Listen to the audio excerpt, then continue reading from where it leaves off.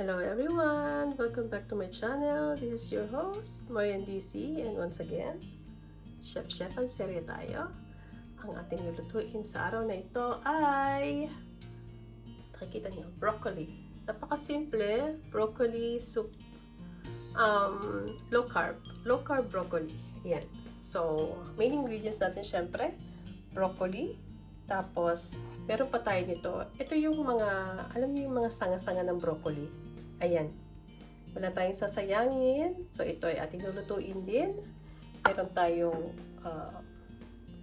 butter, nor cubes, chicken lang to, and then butter, maraming butter. Meron tayong onion, at saka garlic, andito rin sa loob. Meron tayong cheese, cheddar lang. Meron tayong heavy cream. And ito yung ating magpampalasa, salt, pepper. Meron akong parsley, meron akong basil, merong cayenne, oregano, at saka thyme. Nasa sa inyo na yun kung anong gusto nyo. Basta ako gusto ko halo-halo. So, yan. Yan lang. Napakasimple lang. So, sisimulan na natin. Now, kung medyo hindi pa mainit itong pan.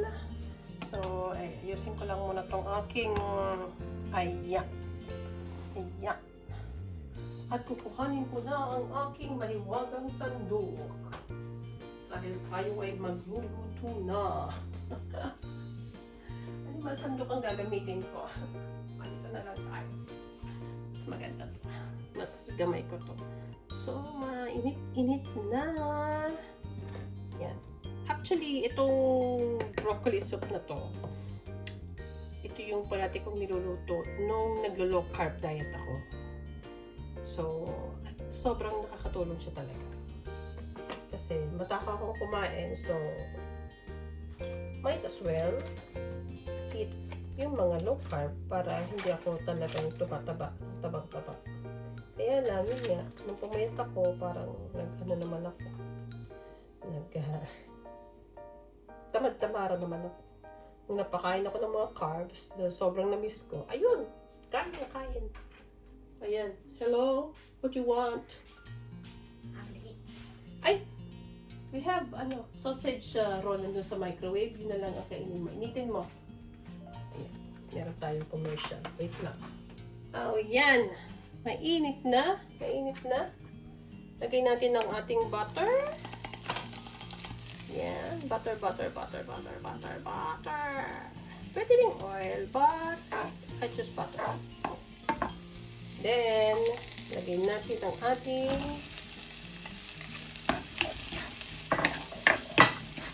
garlic and onion. Yan. Bango. Okay. Mekos lang. You can add more butter if you like. No problem.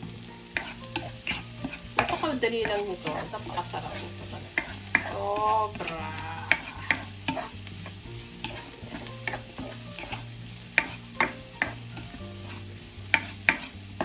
Medyo nababrown na siya.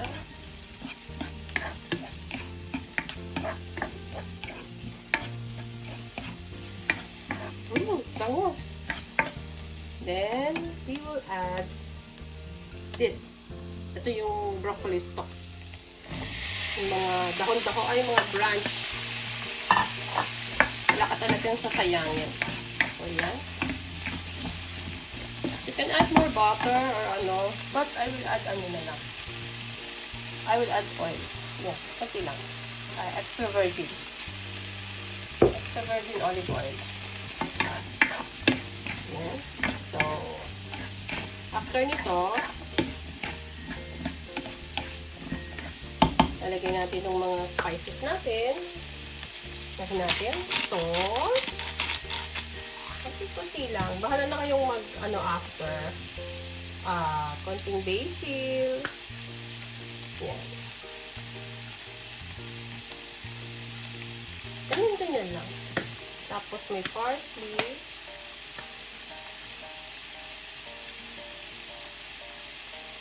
Para lasa lang ng konti.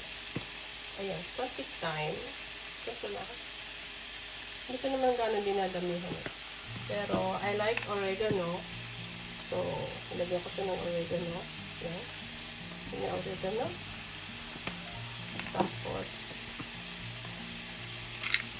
pepper. You can add more pepper afterwards. Depende sa lasa niyo. And then, meron akong kain. Ayan. Ayun niya, lumabas. Nahihiya siya. Ayan. Ako may konting tapa. Okidoki! Mekos-mekos na uli. Ay, ang bango, grabe.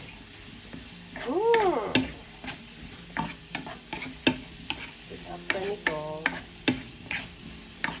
yan.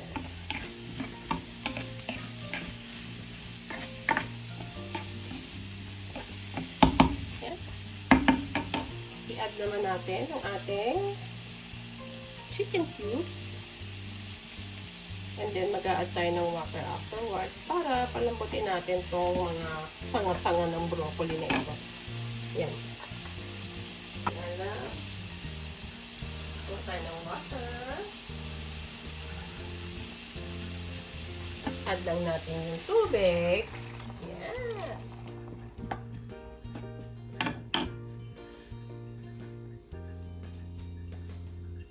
Sobrang natching ako dun. Tutuloy yung ko. So, yan. After nyan, takpan lang natin para lumambot siya. Palamputin lang natin saglit. May maingay na naman. Palamputin natin. Wait a few minutes, okay? And go back. Tingnan natin. After a few minutes, ito na. Ayan. Kumukulo na at malambot na yung ating broccoli stock. So, papatayin natin yung apoy. Patayin muna natin. Kasi, after this, ito, i-blender natin siya. Okay? Para siya yung maging pinaka-soup mamaya. So, lalamigin lang natin ito ng konti, and then we're gonna put it in this blender. I-blend natin. And after that, yun yung yummy part. Okay? So, wait lang kayo. Babalik ako. Hello again. So, ito na yung ating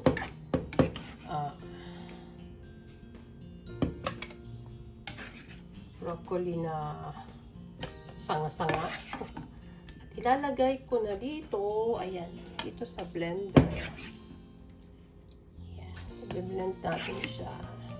Para ito yung pinakasabaw natin mamaya.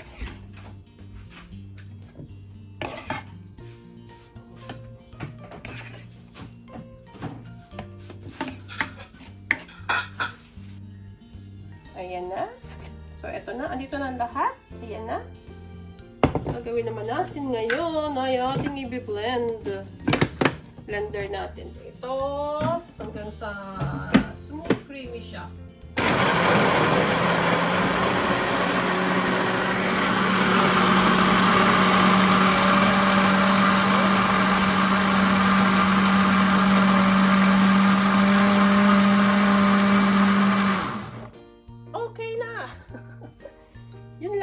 Yun lang yon.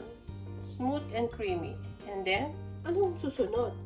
Susunod, ito, magluluto ulit tayo. Akala nyo matrabaho, pero I assure you, sobrang worth it nito pagkatapos. Yan. So, nag-iinit ulit ako. Ito na, dito na lang. Mag-iinit ako ng butter.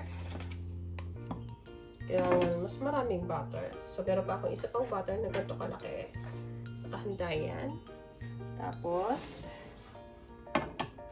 ano ba yung maingay na yun? Tuhan muna nga natin itong bintana. Maingay mga kapitbahay. Kaloka. Mga kagabi. Alas 12 na ng gabi. May nagpupukpok na naman doon sa itaas namin. Hindi ko na alam ang gagawin ko. Reklamo tong mag-ama ko kasi sila yung may trabaho kinabukasan. Sila yung nahihirapan, sila yung nai-stress kasi nagigising sila. Eh ako naman, ano akong problema kasi ano akong trabaho. Sa bahay lang naman ako. Pwede akong bumawi after. Kaso silang dalawa, talagang nahihirapan sila kasi pupuyat sila. Ayan. So, ito yung broccoli natin na hinimay ko lang ng maliliit. Yung ganyan lang. O, ayan. Hinimay ko lang siya ng pagganto. So, lalagay natin siya sa ito. Ayan. Po natin lahat. O, together na. Hindi ko alam kung kakasya ba itong nalagyan ko. Ay, sana kasya, no? Mukhang hindi na naman siya kakasya. Mukhang kakailanganin ko yung malaking kawali ko. Ano ba yan? Siguro maglilipat ako para kumasya. May malaki akong kawali doon. So, yan. Ano lang natin siya? Medyo brownish lang. So, nagdagdagan ko pa siya ng butter. Kailangan talaga dito maraming butter. Yan kasi ang nagpapasarap. Butter. It's all in the butter. Yan. Butter talaga. Yung kailangan ng lahat. Butter is life. So, yan. Tignan natin hanggang mag-brown-brown siya. Yan. Set aside na yung ating mixture, yung binilend natin. Ito, halo-halo lang. Hanggang medyo lumabot ng konti and then mag-dark ng konti itong mga broccoli na to. Ganun lang siya. Kadali. Napakadali actually.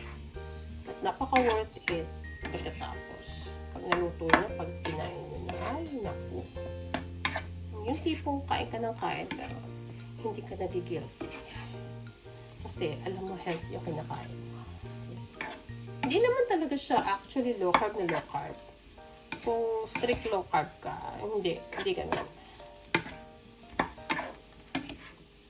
Mga simpleng low carb lang. Yan. So, yan. Wait lang natin. Wait ko na ito dito. Tanggalan ko na. Kaya handa ko na siya dito.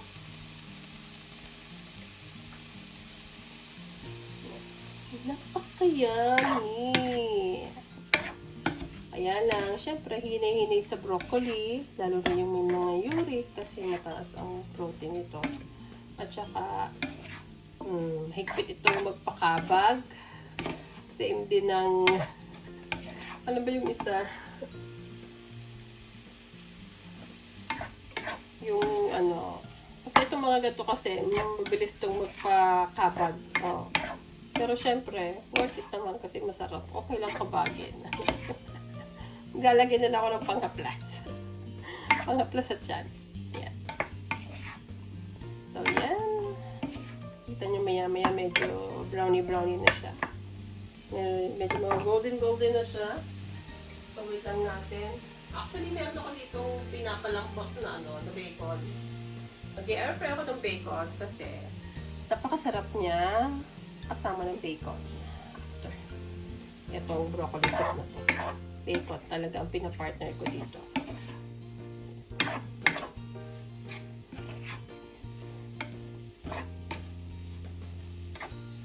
Ito na lang natin na na konti.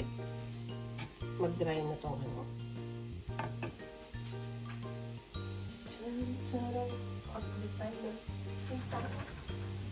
Kasi napakainit dito sa aking kusina. Ayan. Bango. Ayan o. Ang ganda na. Malambot na siya. Gusto ko rin kasi hindi yung talagang soggy na broccoli. Gusto ko medyo may crunch na konti. Ano to? Hindi pa siya nagpa-brown. Konti pa na. Konti na lang. Hindi mo siya mag-brown ox lang. Walang problema. Ayan. Atin na yan. Ito yung aking pakita ko lang sa inyo. Ito yung mixture nung mga sanga-sanga ng broccoli na ating na-blend kasama ang garlic, spices, at saka onion. Bango lang talaga sobra. Ayan. Kapit na.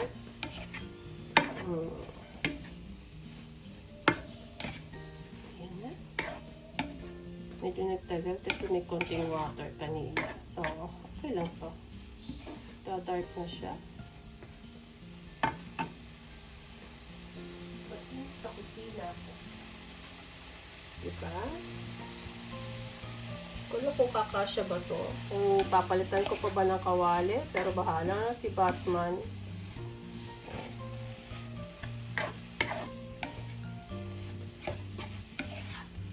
Yan.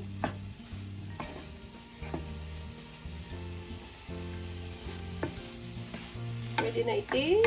Pwede na. Hindi ako makapaghintay kasi mainit dito. At ako'y pinapawisan. Tapos ako'y gutom na. Isabaw na natin yan. And then, dagdagan pa natin to ng water. Para hindi sayang. So, syempre, kailangan natin. Creamy. Yan. Dagdagan ko ng water.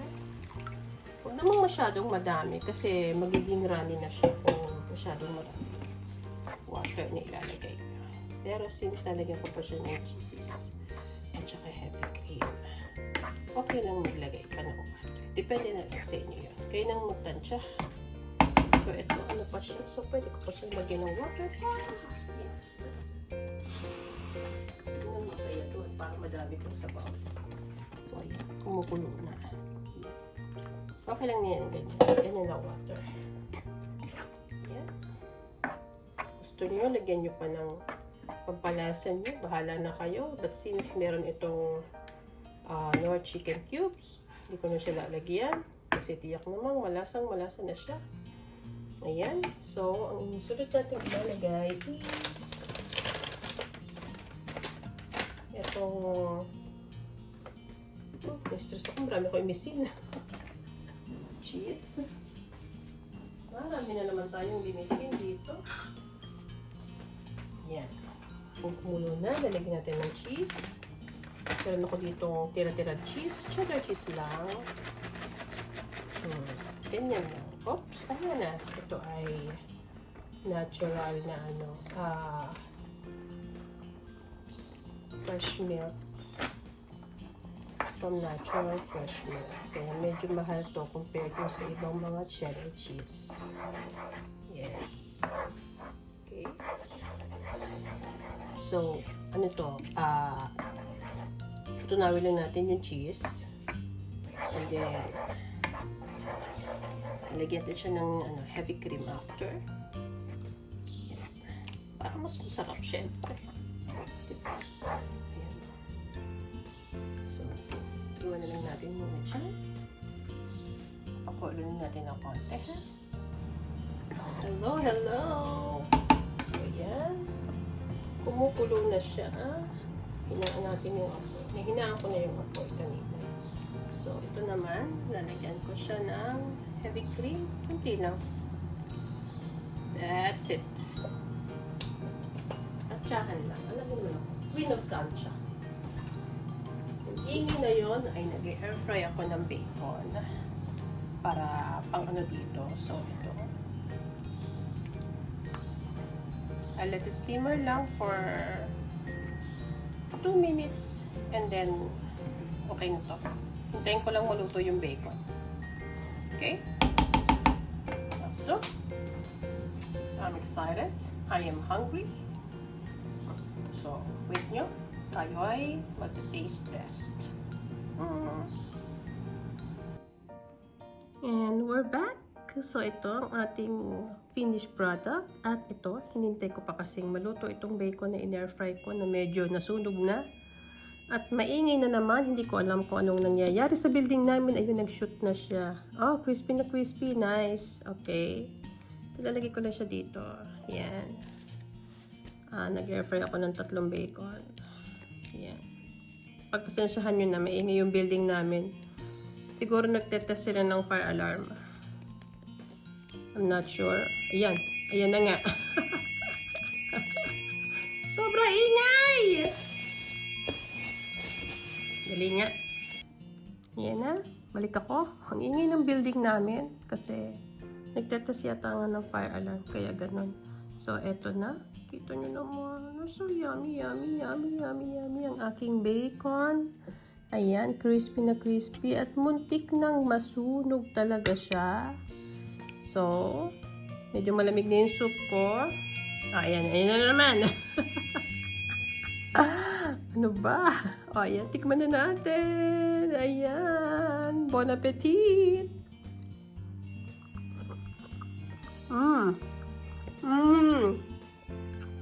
Namiss ko yung lasang yun ah. Sarap. Grabe. You gotta try it. Ang sarap niya. Crispy na crispy yung bacon. Buti na lang pala. Pero muntik siya masunog. Kasi nakalimutan ko. Nanonood ako ng TV eh. Ayan. Kainin natin.